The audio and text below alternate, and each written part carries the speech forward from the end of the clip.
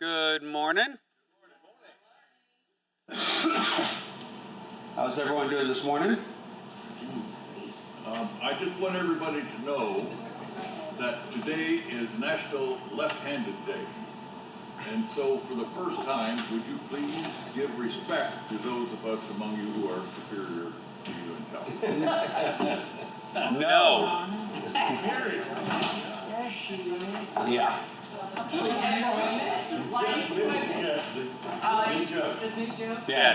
Yeah. It wasn't that Pat? Light, What? Yeah. we have missed you. We have what? We missed you. We have missed you. Don't encourage that.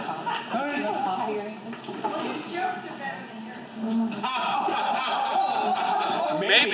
Maybe you just don't understand mine.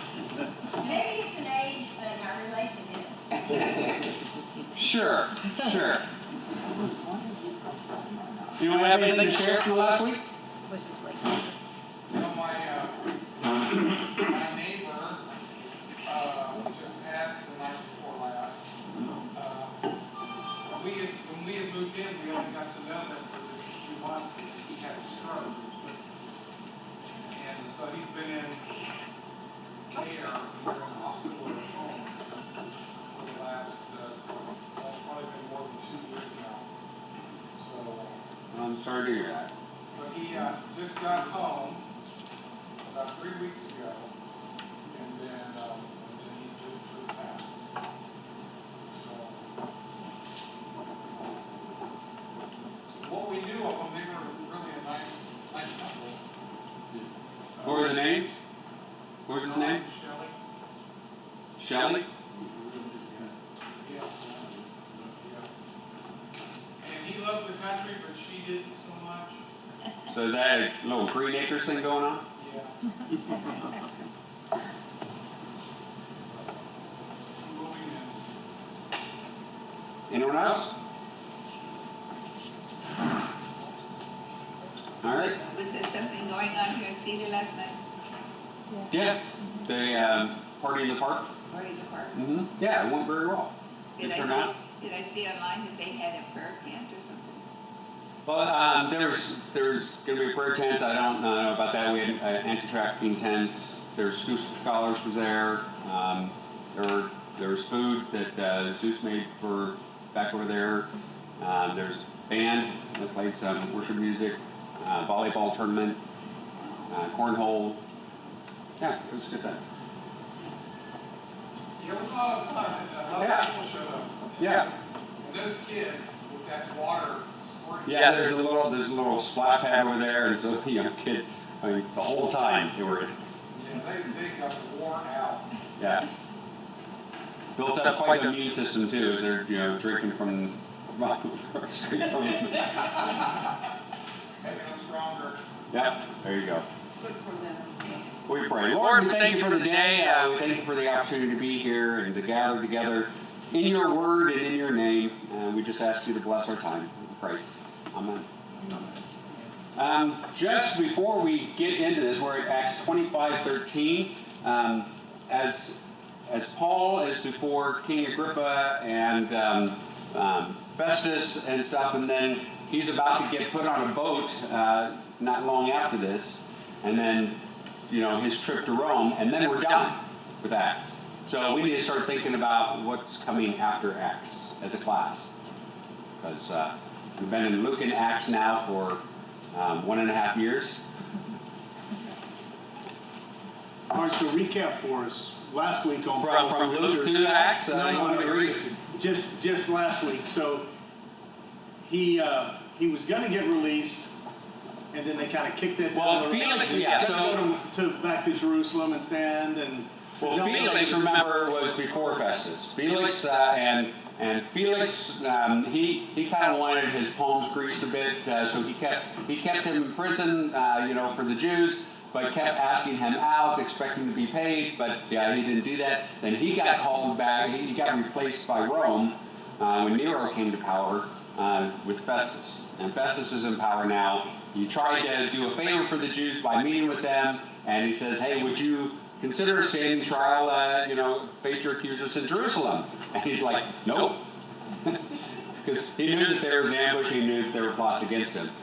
So that's kind of where we are right now. He had not done this with Festus, and then we're at where we are. And as a Roman citizen, the Sanhedrin or whoever wouldn't have authority over him anyway. Right, yeah, exactly. I mean, if they had broken, a Roman law, that's what Rome is there to enforce. Now, if he had broken, the fact of the matter is, the thing that caused the rub is that the Jews were wanting death for Paul. And they were not allowed to implement that. So that's why, if the Jews had been more coy and said, we're going to imprison or flog him or something like that, then maybe Festus or Felix would have let him have him. But that wasn't going to be the case. And especially because they had these plots to kill him made known, well, then, no, you're not getting them. Was it common that the Romans would hand over Roman citizens to local jurisdictions for punishment? Not common, no. But, depending on kind of what the charge and stuff was, they might, turn a blind eye or something. But if it was anything that was going to cause, considerable hardship, yeah, Rome would step in. You don't do that to Roman. Or anything that would muddy the waters of who's really in control. Yeah, exactly. Right. Yeah, make no mistake who's in charge. All right, we're at 25:13. Now, when some days had passed, Agrippa, the king, and Bernice arrived at Caesarea and greeted Festus. All right, we're going to spend some time just on that. Who is this King Agrippa and Bernice?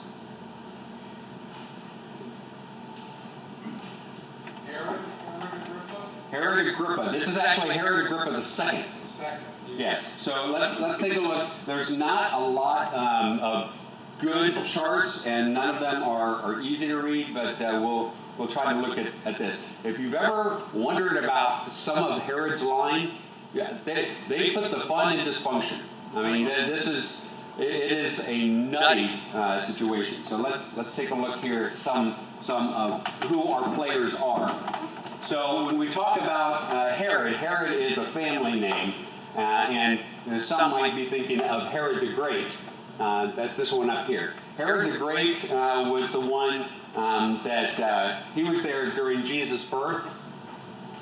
So he was also the one that gave the command to kill those 3 and under. He was the one that Herod's temple is named after and started some of that. So he had around 10 wives. So some of them were just etc. over here. But these are some of them. This Cleopatra, by the way, is not the Cleopatra of Egypt. This is a different Cleopatra. Cleopatra of Jerusalem. And he must have liked this name because Marianne the first and the second. two different ones here. Yeah. Okay, and it's also interesting. One of the things that Herod the Great gave as a command when he died was that Antipater, his first son, would be killed. That was one of the commands that he had, that when he died, he was to be executed. So, and by our counts, he was. So he's not in the picture there. I don't know. I don't know. But that was one of the things that. So it was divided up among some of his other sons. Alexander, Aristobulus. Okay, Herod. This Boethius he was known as Philip. Now, but you see, there's another Philip. This is Philip the Tetrarch. So you hear in some scripture talking about Philip the Tetrarch. That's this Philip. This Herod Philip, who is married to Herodias, and then later was married to Antipas. Herod Antipas, if you recall, is the one who was around during John the Baptist. And John the Baptist criticized and said, it is not lawful for you to have her because she's your brother's wife. And then what happened? Then this Herod this Herod had, when she danced, and her dance pleased Herod, to the point he says, I will give you anything you want, up to half my kingdom. And she says, what should I ask for? Asked her mom. And the mom said what? Ask for the head of John the Baptist. That's this. This is the one who danced for him. And then later married her uncle. Yeah. Okay, so that's these ones. Herodias, Agrippa the First, and Herod of Chalcis, they were siblings. So Agrippa the First is the grandson of Herod the First, and this Herod that we're talking, Agrippa, is Agrippa the Second. So this is where we are right now. So his great-grandfather was Herod the Great. Drusilla, do you remember that name? Drusilla was the wife, one of the wives, of Felix, who was the predecessor to Festus.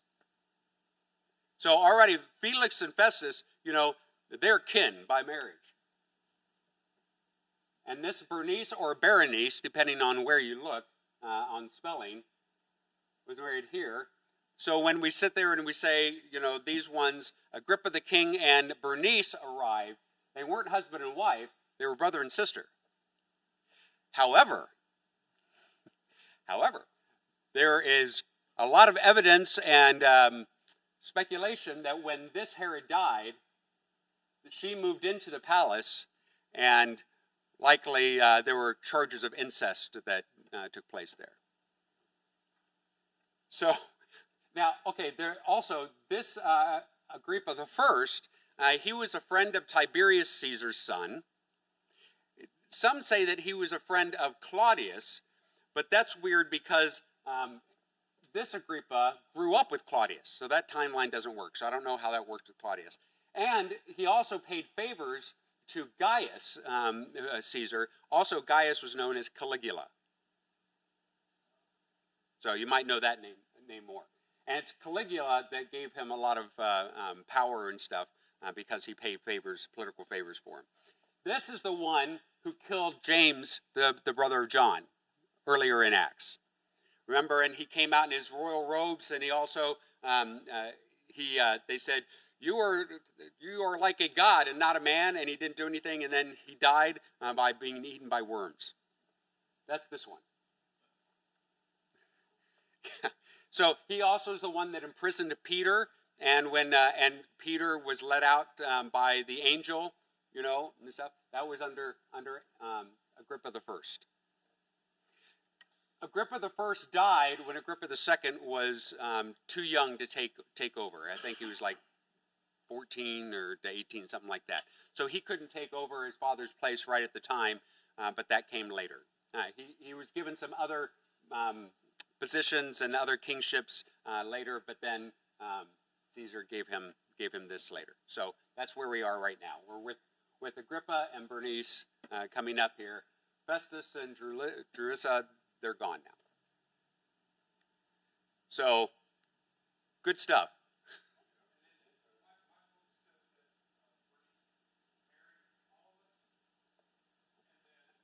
Well, that's Philip or Herod Philip, also known as, yes, and they were married first, and before Antipas. That to silence the incest rumors, but she soon left him Good luck. and moved back with her brother, and then she became a mistress of. This is a soap opera right here. Yeah.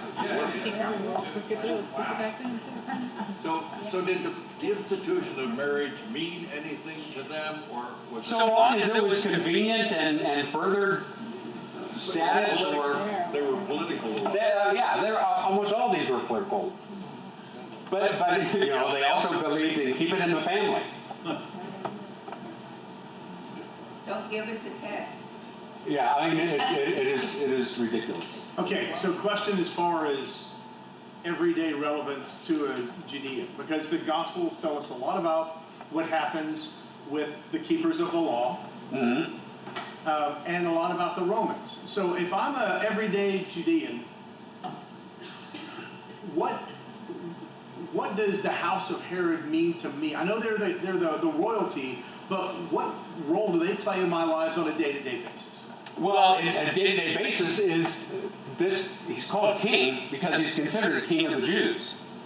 And they have relations and marrying in and doing a lot of this so that they could appoint high priests and they could to be rulers over these. So we're talking about the people. keepers of the law. This is where all of that authority originates. Well, obviously it originates from God. From God, right. So they're trying to buy in. They bought into a lot of it. Okay, so they're if we put this into modern day, this is a group of people who are deciding who will be judges and who will be prosecutors and all that. There would be some of that, yeah. I mean, obviously only to a point because they're the ones in charge. They want you to know. But So they're a partner to Rome in all of this. Yes. Yeah. They're trying to have a foot in both worlds, right? So they look for the political favors and they make things on that side, but they're also making sure to marry at least some Jewish people and stuff so that they have their hand and can claim some legitimacy in that aspect. So I got a question that feels like you're going to answer anyway, but I'll ask it. With all of this stuff going down, do we hand him back to the Jews? Do we keep him in prison? Why didn't Felix or Festus just go to the house of Herod and say, sort this out? It's a really weird thing, and I don't know all the intricacies of how they did the power sharing. Because even during Jesus' time, where Pontius Pilate and Herod, there's some overlap and some meshing. Some have some, there are some things that are very specifically, these are their duties and responsibilities and authority, and these are theirs. But there's some that are very intertwined. And that's kind of what we get here in Felix, or in Festus and Agrippa. In our particular case here, Agrippa and Bernice are merely dignitaries. They're visiting. They're looking. They really don't have a say. Festus is asking their opinion on these things and stuff. So I think it's more ingratiating themselves to each other and kind of sharing some. So he's not trying to get them to arbitrate this. No, but he wants his opinion because he knows that Agrippa knows the situation and the people. So he's asking, hey, I don't know what to send with this guy. Can you help me figure this out? And in doing so, it's kind of like when Pontius Pilate asked Herod about, or that would be this Herod, about this Jesus. It's like he didn't need to do that, but they became friends that day. It's like this is a kind of a back scratching for each other type of thing too. So I think that's part of what's happening here.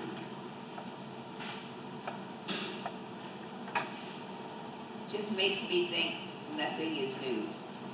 I mean, a lot of that stuff goes on today. True enough. But all kinds of interesting. All right. It's a wonder that they weren't all blithering idiots as much as they intermarried. I mean, later, remember the Habsburgs? They were so intermarried that they were deformed. And I would think that would be going on here too. Well, I mean, some of that is blown out of proportion. Some of the genetic, the traces of that. I mean, you look at even just the line of kings in England and stuff. There's a lot of for royalty that's intermarriage and stuff too. It may not be first cousin, but it's not far beyond it. You're making your dad's case. All right, fair enough. All right, where are we? Verse 14. And as they stayed there many days, Festus laid Paul's case before the king, saying, hey, there's a man left prisoner by Felix. When I was in Jerusalem, the chief priests and the elders of the Jews laid out their case against him, asking for a sentence and condemnation against him. I answered them that it was not the custom of the Romans to give up anyone before the accused met the accusers face to face and had opportunity to make his defense concerning the charge laid against him. When they came together here, I made no delay, but on the next day took my seat on the tribunal and ordered the man to be brought. When the accusers stood up, they brought no charge in his case of such evils as I suppose. Rather, they had certain points of dispute with them about their own religion and about a certain Jesus who was dead, but whom Paul asserted to be alive. Being at a loss as how to investigate these questions, I asked whether he wanted to go to Jerusalem to be tried there regarding them. But when Paul had appealed to be kept in custody for the decision of the emperor, I ordered him to be held until I could send him to Caesar. Then Agrippa said to Festus, I would like to hear the man myself. Tomorrow, he said, you will hear him. Hold on a second. So on the next day, Agrippa and Bernice came with great pomp. They entered the audience hall with military tribunes and prominent men of the city. Then at the command of Festus, Paul was brought in. Festus said, King Agrippa, and all who are present with us, you see this man about whom the whole Jewish people petitioned me, both in Jerusalem and here, shouting that he ought not to live any longer. But I found that he had done nothing deserving death. And as he himself appealed to the emperor, I decided to go ahead and send him. But I have nothing definite to write to my lord about him.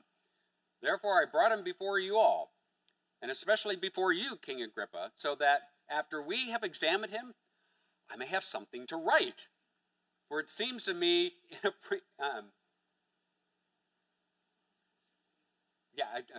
there's a part here that's right unreasonable in sending a prisoner not to indicate the charge against him. Anything? Passing the buck seems like Yeah, I don't know if it's as much passing. I think there's probably some of that, but I think some of it is perplexing on, they didn't teach us this in Roman rule class. I mean, this is an internal Jewish matter. I'm not sure, but he's appealed, so how am I supposed to even adjudicate this? well, it's like a much ado about nothing. I think he thinks that it is. Obviously, he knows that it's not because the Jews are pretty stirred up. Right. So it's not about nothing to them. But I don't know what to tell Caesar. And yet, by his own admission, he says, I found nothing here that deserves death penalty. So he's already determined. Yeah. And if he had an ounce of honor, You think he just released let him? him go because he's already determined. By Roman law, he's done nothing. Yeah, but there's two things that are stopping him from doing that. Well, one is that he's already appealed to Caesar. He should have done that before that, right? And number two is he wants to ingratiate himself to the Jews, and the Jews don't want him just released. They want him released to them. So again, the parallel with the persecution of Christ, I don't see where he's really done anything Right. worthy.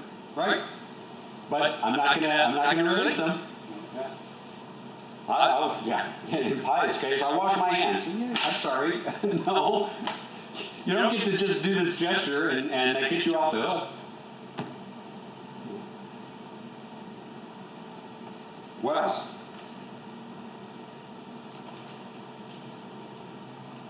Well, it kind of looks like a show me the man and I'll show you the crime. Yeah, it does. Yeah. So why do you think he's having Agrippa be a part of this? Why is he asking for his input? Well, if Agrippa buys in that it makes him look better to Rome, he's consulted the higher authorities, so he's done. Yeah, I don't know higher authorities, but other authorities. No, okay, Yeah. but he's done the right thing. Done his due diligence. Yeah. Yeah, I think that there's part of that. Yeah, and that goes to the overall motive of Rome, which is to keep the peace and the trade flowing, because this is all about making money for Rome.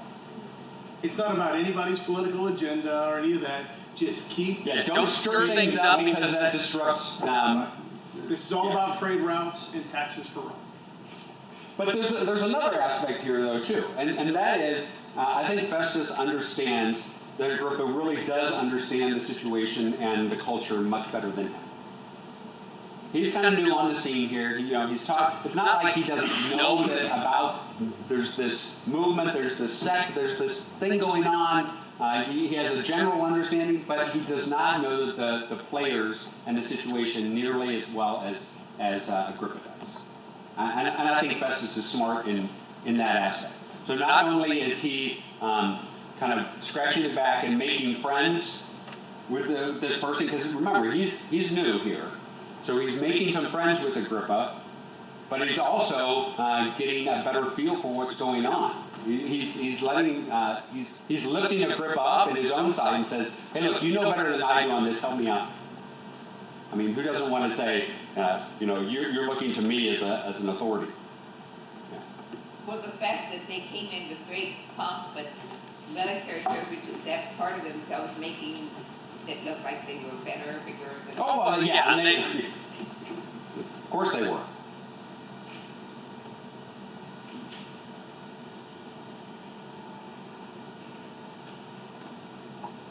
Anything else? Well, but the women were excited about the whole great pomp thing. You think the women were excited about the pomp? Yeah. I don't know. I think Agrippa and I think they liked it pretty much too. Yeah, they get the dress. And we heard, remember Agrippa's father, Agrippa the First, it was his pomp and his royal robes and being lifted up and they got him killed by God. Wasn't his life. Too bad it wasn't contagious. What wasn't contagious? The worms. The worms? Killed by worms.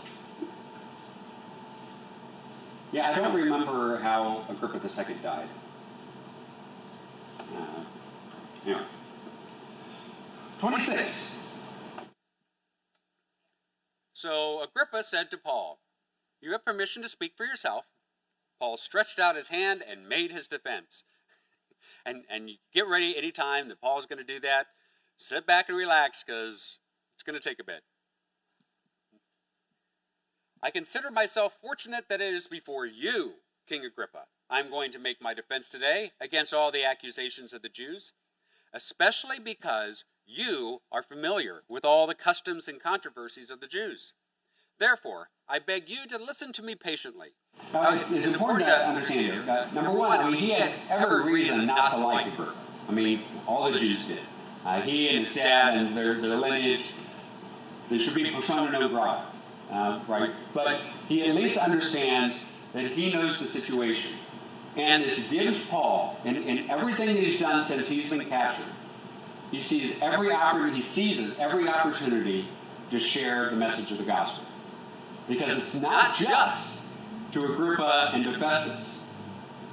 There's a lot of people watching this. They didn't put on their royal robes just for, a private audience. There's people around here. So it's not just that they get to hear this gospel as Paul shares it. All the audience gets to hear it too. Paul knows that. I beg you to listen to me patiently. Patiently being for Paul a key word. "My manner of life from my youth, spent from the beginning among my own nation and in Jerusalem, is known by all the Jews. They have known for a long time, if they are willing to testify, that according to the strictest party of our religion, I have lived as a Pharisee. And now I stand here on trial because of my hope in the promise made by God to our fathers, to which our 12 tribes hope to attain, as they earnestly worship day and night. And for this hope I am accused by Jews, O king. Why is it thought incredible by any of you that God raises the dead?" Well, let's pause just for a second. Right there. Thinking about his audience, why is that verse 8 an interesting sentence? At least for me.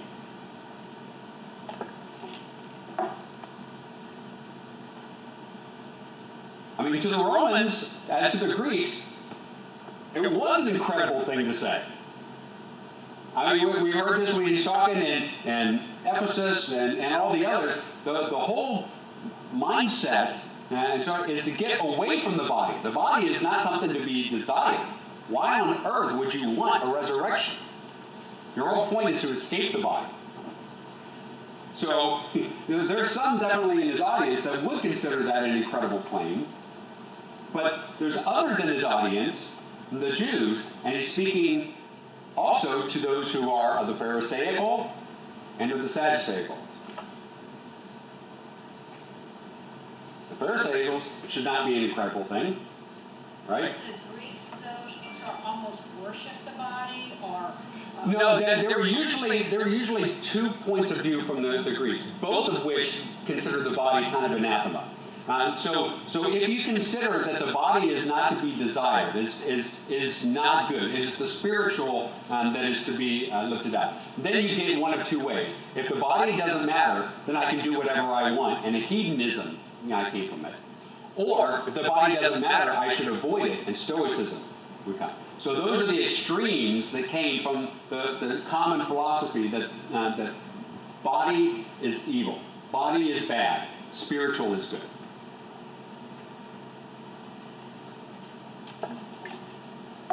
It's an interesting extremes that you get from both sides with the common philosophical ancestor, though. Hedonism and stoicism, quite the opposites. All right, 9.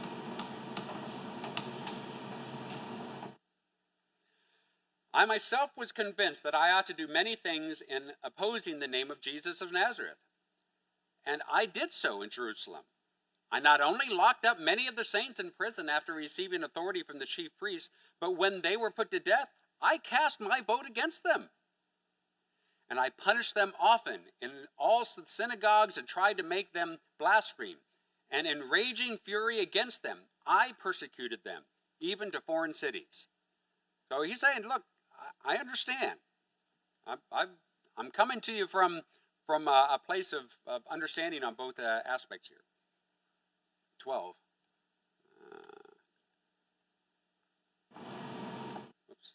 In this connection, I journeyed to Damascus with the authority and commission of the chief priests. At midday, O king, I saw on the way a light from heaven, brighter than the sun, that shone around me and those who journeyed with me. And when we had all fallen to the ground, I heard a voice saying to me in the Hebrew language, Saul, Saul, why are you persecuting me? It is hard for you to kick against the goads. I said, Who are you, Lord? The Lord said, I am Jesus whom you are persecuting.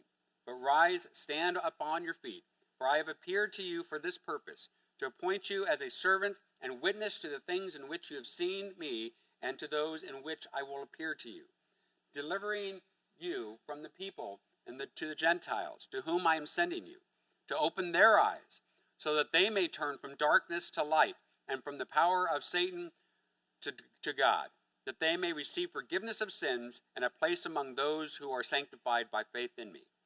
What's interesting here is some things that he says that Jesus told him about is exactly what he's doing right now. You're going to testify to me. It's exactly what he's doing. I mean, he is fulfilling some of that prophecy as he speaks. Anything that you see there? Is that what he said that Jesus said to him? Isn't that a more complete rendering of what was said than earlier in Acts? Yeah, I think we do get more here than what we got earlier on. But I'd have to go back and look. But I think you're right. I think there's more here than we heard in the Damascus account.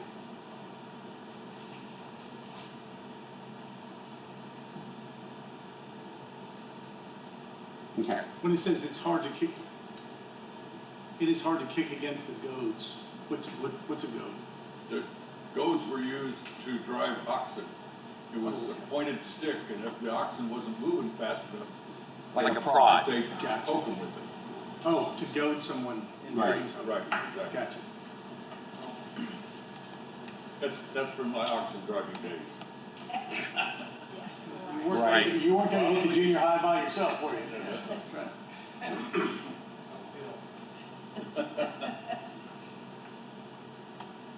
All right. How many cubits long?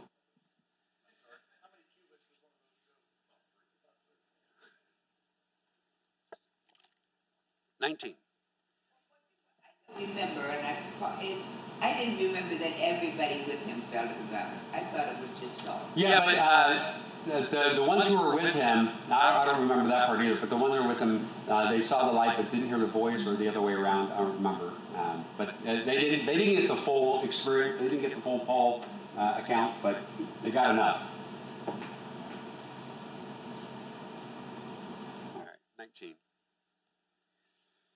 Therefore, O King Agrippa, I was not disobedient to the heavenly vision, but declared first to those in Damascus, then in Jerusalem, and throughout all the region of Judea, and also to the Gentiles, that they should repent and turn to God, performing deeds in keeping with their repentance. For this reason the Jews seized me in the temple and tried to kill me. To this day I have had the help that comes from God, and so I stand here testifying both to small and great, saying nothing but what the prophets and Moses said would come to pass, that the Christ must suffer, and that by being the first to rise from the dead, he would proclaim light both to our people and to the Gentiles.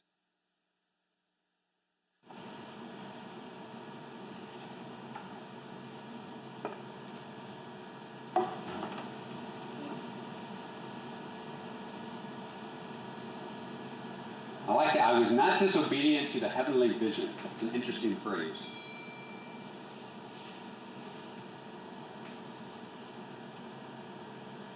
All right. 24. As he was saying these things in his defense, Festus said with a loud voice, Paul, you are out of your mind. Your great learning is driving you out of your mind.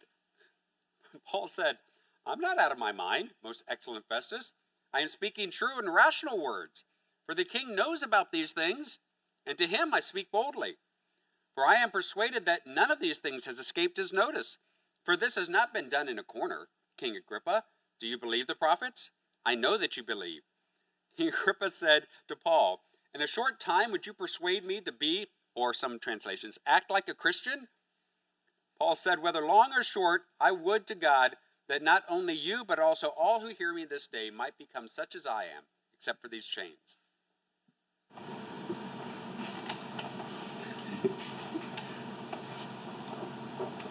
So he's implying that Agrippa was of the Jewish faith? Well, yes, and maybe not. So, well, first of all, let's take how did Festus' response? What do you think of that? Well, he's unfamiliar with the prophets and prophecies, so this is all gibberish to him. It seems, ludicrous to him on some of these things. Probably because of not only the heavenly visions, but more precisely this whole aspect of a resurrection type of thing too. All right, so then we have Agrippa. So what is he implying here? So Agrippa's in kind of a weird place. He's considered the king of the Jews. So think of like, the monarch, as defender of the faith, right? There are certain things you may not fully agree with or things like that, but you're expected to follow through on what the official teachings and stuff are. Even if you don't. That's the expectation. So if he says here, no, I don't believe in the prophets, that's not going to go well with him with the Jews. Right? If he says, I do believe in the prophets, then he's like, well, Jesus is just the fulfillment of that. He's going to still take them off. So how do you respond to that? Whether or not, it doesn't seem from, Agrippa will respond here in a minute, but it doesn't seem from his response that he was a believer. But he certainly understood the situation. Paul took away the chance for him to say yes or no. Yeah, he did. He didn't give him the chance, yeah. I know that you believe. Yeah, so I know that you believe. It doesn't necessarily mean I know that you believe in Jesus, but probably maybe in the prophets. So was he a believer as a Jew? Paul seems to say he was. but he couldn't say what he felt. I mean, he was in a political pickle here. But it's going to be interesting how they respond. Anyway, okay, 30. Not yet. Hmm. So you persuade me to be a Christian or act like a Christian. I didn't think the believers were called Christians at this time. There were some. I mean, that term was starting to be used more. Yeah. So I mean, this was not the first time that the term arose. I think the first they were known in Athens, in Athens of Syria. It was the first place they were called Christians. And that was early on in Paul's journeys. So, the way and a sect and Christian, there were several terms that apply to them. And, as time goes by, they start congealing in on the one. So I think that probably gives even more evidence that Agrippa understood the situation, even the fact that he used this term. All right, 30. Then the king arose, the governor and Bernice, and those who were sitting with them. When they had all withdrawn, they said to one another, "This man is doing nothing to deserve death or imprisonment." Agrippa said to Festus, "The man could have been set free if he had not appealed to Caesar."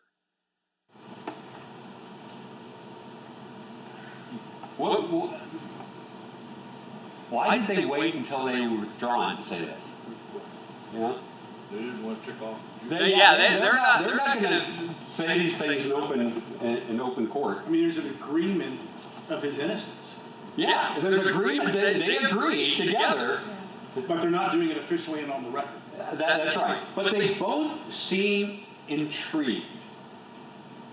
I think that there seems to be on both sides, there's an interest in this man. Not necessarily a belief in it, but just this like, this is fascinating. So I probably Festus more than anyone.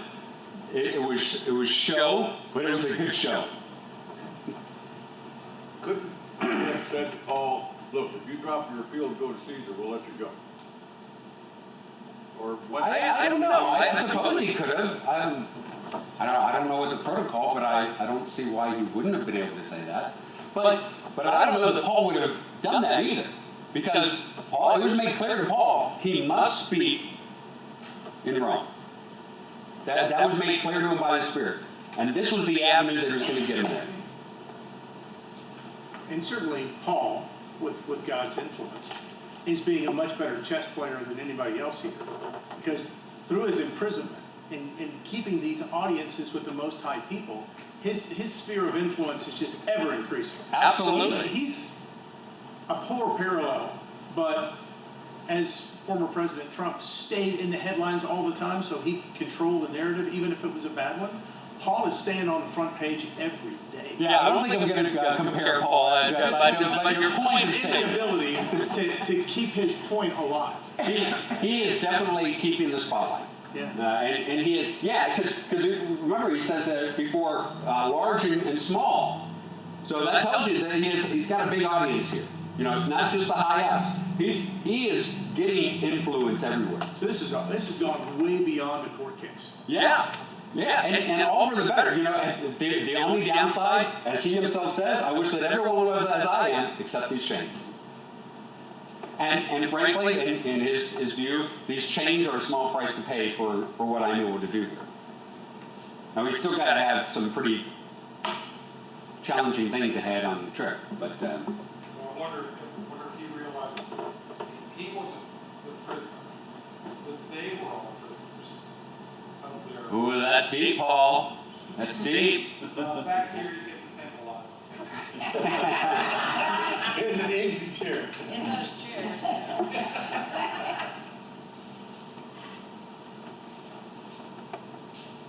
Anything else? Well, Paul clearly has control of what's going on, and because while he's getting passed around, and I'm sure he's testifying, and doing his thing, while they're shifting all over the place. Yeah, he won't have quite the sphere of influence, quite as big a sphere of influence on his trip. There's going to be like 200 something people on the ship for an extended period of time. But then even when he gets to Rome, he'll have a couple of years of preaching there, before our story ends.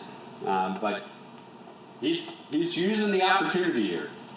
And the thing is remember how many of the brethren were trying to keep him away from Jerusalem. Because you're going to be bound like this. If you go to Jerusalem, you're going to be bound and taken. And he's like, yeah, your point? Because look, that was true, but this is also true. And this reality is by far better.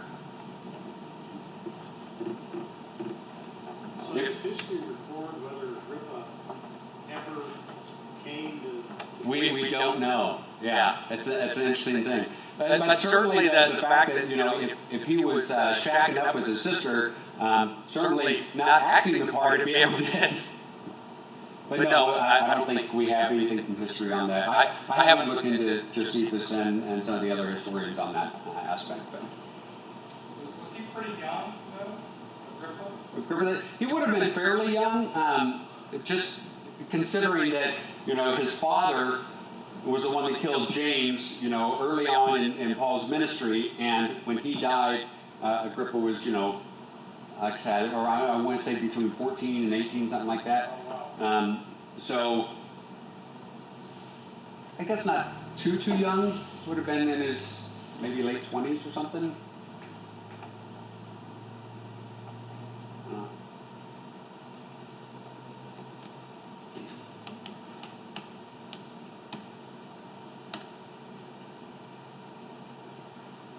All right.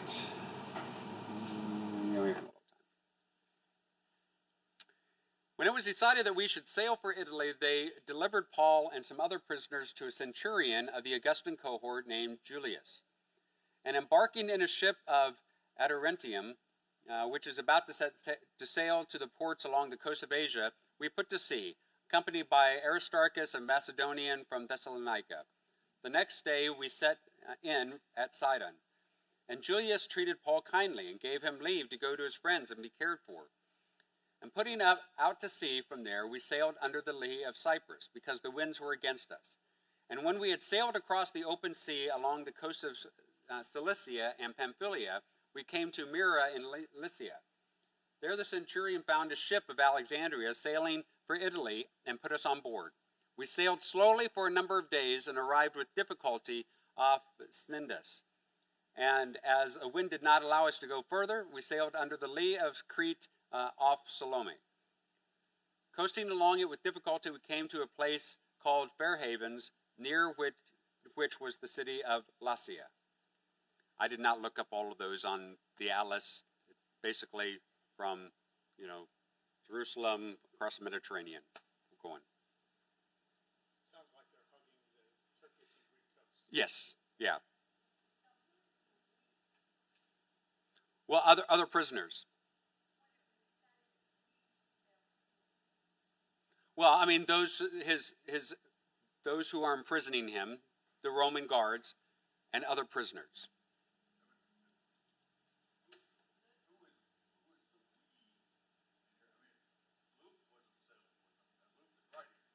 True. Yeah. I see what you're saying. We said slowly.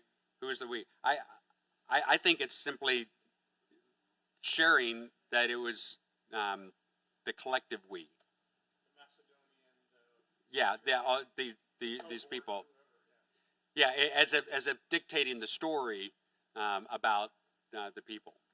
Paul saying, "We did this," and it's being shared.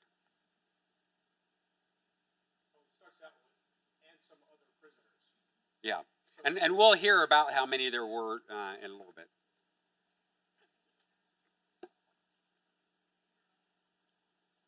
Yeah, we hear later about how many there were, at least on part of the trip. 260 something. All right. So much time had passed, and the voyage was now dangerous because of the fast was already over, And that would be the Day of Atonement fast, not the Passover. It was already over. Paul advised them, saying, "Sirs, I perceive that the voyage will be with injury and much loss, not only of cargo and of the ship, but also of our lives." The centurion paid more attention to the pilot than the owner of the ship than to what Paul said. Shocking. And because the harbor was not suitable to spend the winter in, the majority decided to put out to sea from there, on the chance that somehow they could reach Phoenix, a harbor of Crete, facing both southwest and northwest, and spend the winter there. All right, I think we're going to stop there. I know got a little bit more, but yeah, we'll stop there.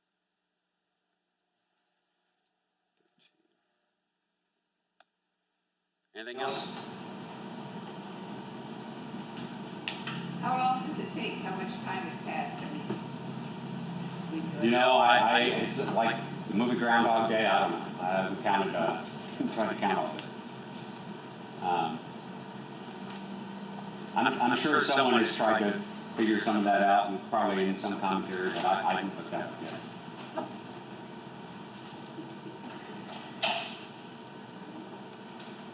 All right, let's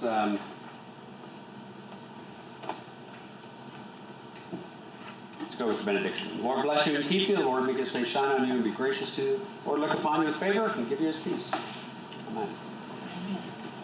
All right, God bless and have a wonderful week. Bye-bye.